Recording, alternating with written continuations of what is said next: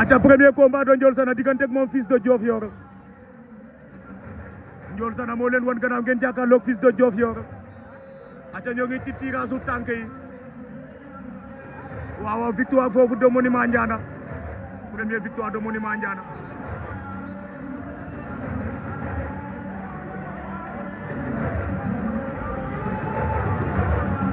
Nabou Diouf Séeri Ablaye Ndiaye moom la ñu woy noonu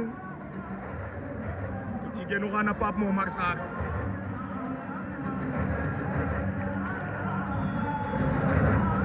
acay laanu ne Monument Ndiana avec Asaw Fils de Diofior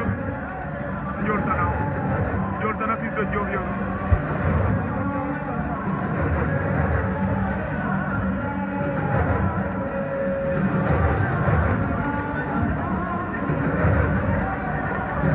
ñu déglu combat bi diggante Ndiol Sana Fils de Diofior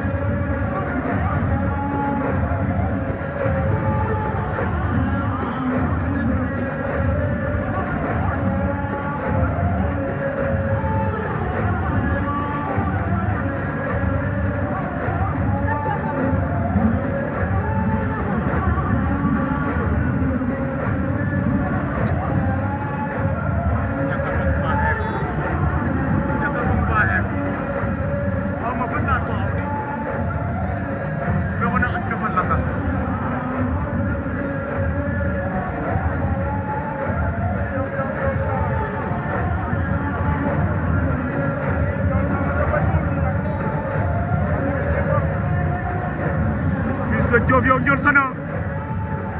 Ndiol Sana mbogo Omar Bun Fass a ngi noonu doomu ndeyu Souleymane Senghor borom Bassar 444 sama waa ji maa ngi koy bëggee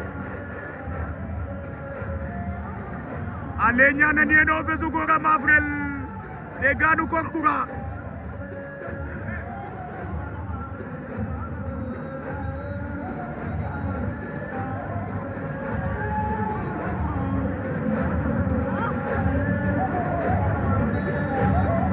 arbitre na combat ba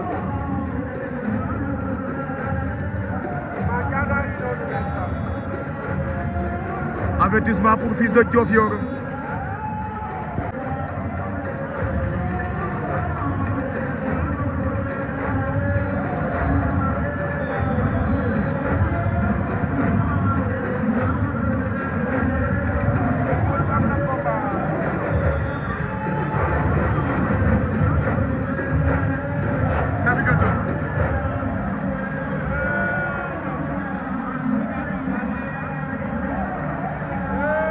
Ndiol Sana daan na Fils de Diofior